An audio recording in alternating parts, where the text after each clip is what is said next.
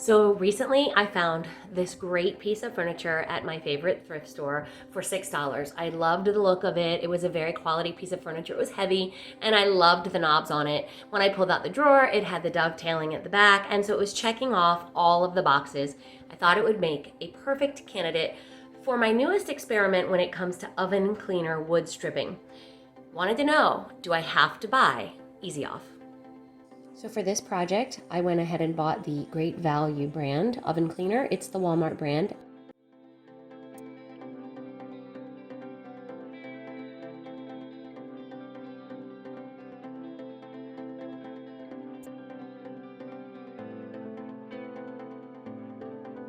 This is the first coat of the off-brand oven cleaner.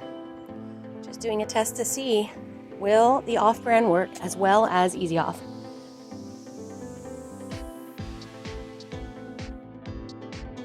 So I had a very sweet viewer comment on my previous video that I should have worn gloves. And you know what, Tessie, you were right. So in this video, I wore these gloves, and I appreciate that comment because that is definitely something that I want to make sure that people know to do. So I'm just scrubbing the first coat right now. It's been on for about 30 minutes. And after I scrub, I'm going to go ahead and rinse it off and let it dry.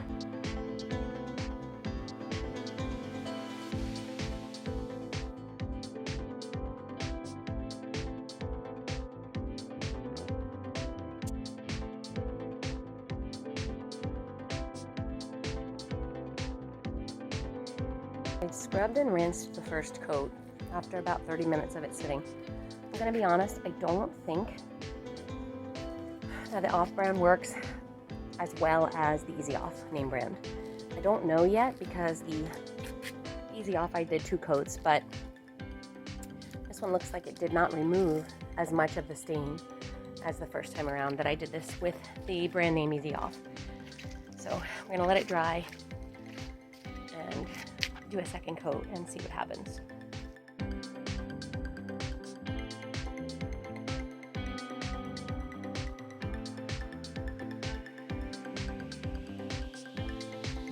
So I have the second coat completely scrubbed and rinsed off, and I'm allowing it to dry. Please forgive my garden. Things look really erect back here right now in the fall and winter. But I want to make sure that anybody who's trying this project kind of keeps in mind that, of course, anytime you're working with wood and having it be wet, you do run the risk of having it swell. And so I did get a little bit nervous having this item be a little bit wet for maybe too long. It was showing some signs at the base of the bead board that it might start to swell. So kind of keep that in mind. Obviously, when you're working with wood, you want to keep it as dry as possible. It might be a good idea to let it dry overnight after your first coat. That way, when you're starting your second coat, it's not still wet from the first attempt. So here we are at the end of the video, and I am so excited to show you the big reveal.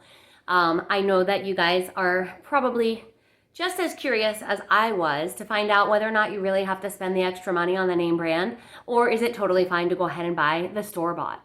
Let me just tell you, I think you're gonna love the results. I know I do. Here's a quick reminder of what this looked like before.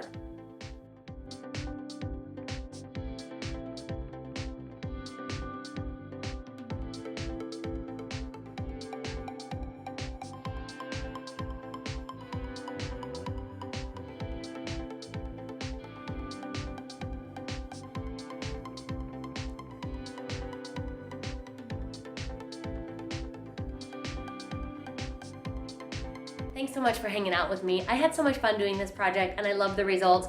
But if you're interested in finding out the comparison between the store brand and the Easy Off brand, go ahead and check out that video.